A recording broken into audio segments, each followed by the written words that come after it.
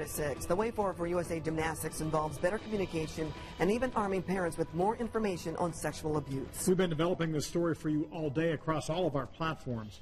Anne-Marie Tiernan is in Milwaukee tonight, where she spoke exclusively with the people now charged with finding a way to protect young athletes. Anne?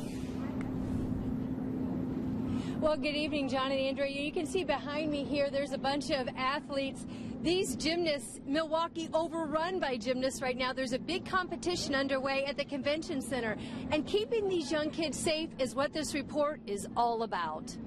Do you think they just had blinders on? Yeah, I think, people get kind of stuck in their process. After a 6-month review, former federal prosecutor Deborah Daniels authored a comprehensive report urging USA Gymnastics to make 70 changes in the way they do business and to do so quickly. The panel unanimously agreed on Monday, instituting change effective immediately.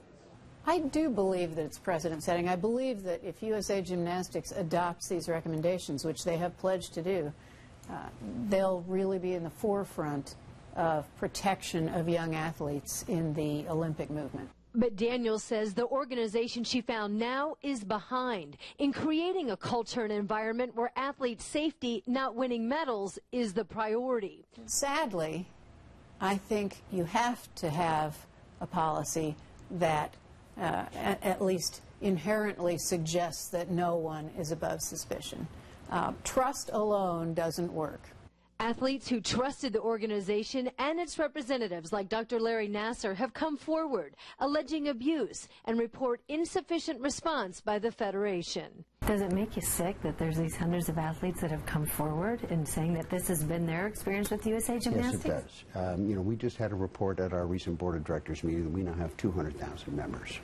And in society, we have this problem of sexual abuse, and we've been striving to tackle it and to do better, and I can assure you that we will do better. And one way is to better monitor the elite athletes during their monthly stay at the Crowley Ranch north of Houston. Daniels called the environment there isolating and called for better supervision. Daniels says there is no way to know the total number of athletes potentially abused because some will choose to stay silent. They're taught not to complain. They're taught not to complain for very good reasons. It's a tough sport. You're going to get injured. You're going to need to get right back up and do the trick again. So they're taught to obey the instructions of their coach. All of these things taken as a whole tend to suppress reporting. It's not deliberate.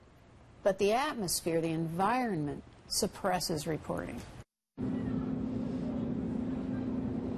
And so if there is a true culture change, Daniels predicts we could see a spike in reported cases, so we'll keep an eye on that.